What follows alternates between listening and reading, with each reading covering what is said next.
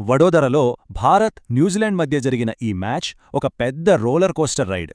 ఫలితం చూస్తే సింపుల్గా అనిపించొచ్చు, కానీ అసలు కథ వేరే ఉంది.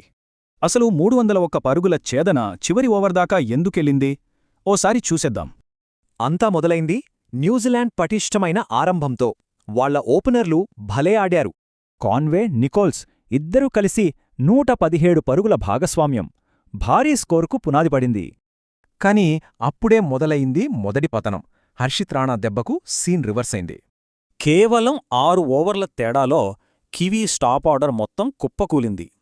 వికెట్లు పడుతున్నా డారెల్ మిచెల్ మాత్రం అద్భుతంగా ఆడి 84 పరుగులు చేశాడు. ఫైనల్గా న్యూజిలాండ్ స్కోర్ సరిగ్గా 300. భారత్కు ఇది ఛేదించగల టార్గెట్టే.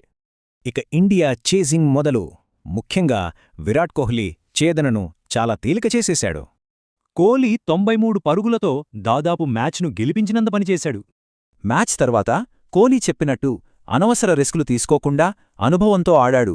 234 2 వద్ద గెలుపు దాదాపు ఖాయం. కాని కథ ఇక్కడే మలుపు తిరిగింది. మళ్ళీ అదే సీన్ ఫస్ట్ ఇన్నింగ్స్లో జరిగిందే ఇక్కడా జరిగింది. న్యూజిలాండ్ 29 పరుగులకు 3 వికెట్లు కోల్పోతే భారత్ కేవలం 8 పరుగులకే 3 వికెట్లు కోల్పోయింది. ఈ విధ్వంసానికి కారణం కైల్ జేమీసన్. తన స్పెల్తో న్యూజిలాండ్ను మళ్లీ రేసులోకి తెచ్చాడు. టాప్ ఆర్డర్ వెళ్ళిపోవటంతో మొత్తం భారం మిడిల్ ఆర్డర్ మీద పడింది. టెన్షన్ మొదలైంది. ఇక్కడే కేఎల్ రాహుల్, హర్షిత్ రాణా కీలక ఇన్నింగ్స్లో ఆడారు. ఒత్తిడిని తట్టుకుని నిలబడ్డారు. చివరికి రాహుల్ కూల్గా ఉండి చివరి ఓవర్లో మ్యాచ్ ముగించి భారత్ను గెలిపించాడు. సో ఈ మ్యాచ్ ఒకే కథను రెండుసార్లు చెప్పింది. 2 పతనాలు, 2 గొప్ప పోరాటాలు. మరి ఇలాంటి అద్దంలాంటి పతనాల ఆటలో గెలిపించేది దూకుడా లేక ప్రశాంతత? ఆలోచించాల్సిన విషయమే.